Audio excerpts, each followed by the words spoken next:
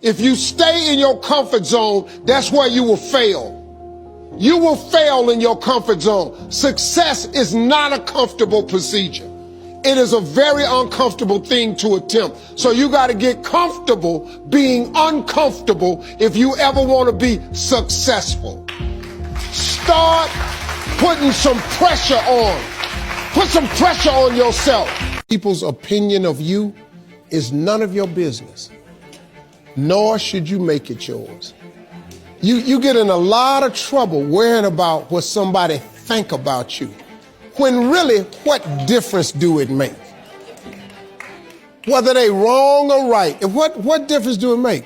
The majority of people who have a negative viewpoint of you really don't even know you. The reason you keep waking up is because God ain't through with you yet. If God was through with you, you wouldn't wake up no more. But he keeps waking you up because he still has something for you that you've yet to receive. Like I always say, life is 10% what happens to you, is 90% what you do about it. The first step is getting completely and brutally honest enough to say, I am tired of myself. When you say I'm sick and tired of being sick and tired, that's the facilitator of change. That's when you're ready to say these words, no more excuses. No more excuses. God knows I'm not perfect, but he's working on me though. And he's working on all of us. Hopefully one day all of us get it all together, but I've learned something about trying to be a better man, that you're not going to be perfect. I don't care how hard you try. My strong suggestion to everybody is to just get over there next to God just like you are. With all your problems, all your hang-ups, everything you hooked on, everything you dealing with, all the lies, the drugs, the alcohol, whatever it is, just go on over there just like you are. Because that's all I did. I quit trying to fix myself up, man. I just went over there and stood next to God just like I was. And I am a living witness that God will accept you just how you are and bless you anyway if you just come on over there. All of you have everything it takes to become rich. You just don't believe it. God put what you needed inside of you at birth. All of you have a gift, but you have got to do your gift. The thing God gave you at birth to do. It is the thing that you do the absolute best with the least amount of effort. That's your gift. Anything else you doing, you wasting your time. Do you hear me? You wasting your time. Don't forget to pray. But don't be ashamed to pray. And don't be too proud to pray. Because prayer changes things. Don't worry about the people that God has removed from your life. He saw things you didn't see. He heard conversations you couldn't hear. And he made moves you wouldn't make.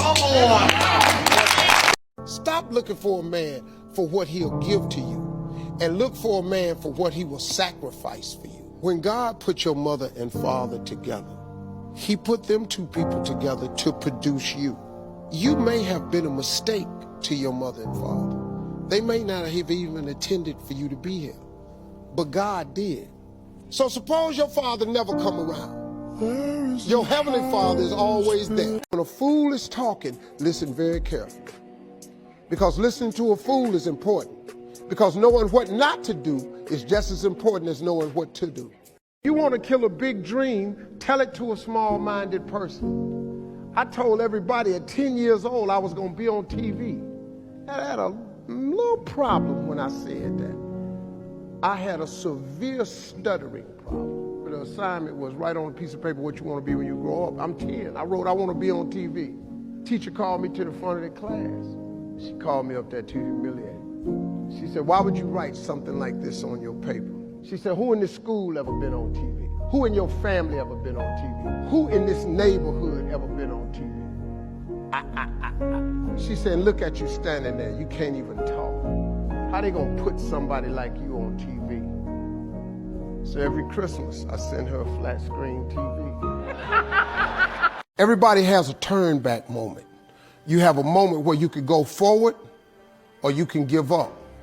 But the thing you have to keep in mind before you give up is that if you give up, the guarantee is it will never happen.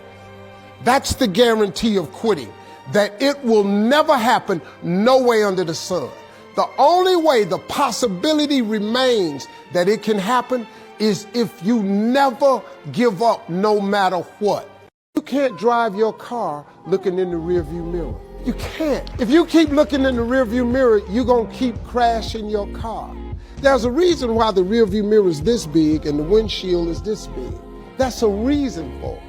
Because all the rearview mirror does is allows you to see what you've passed and to prevent what you've passed from coming up on you again.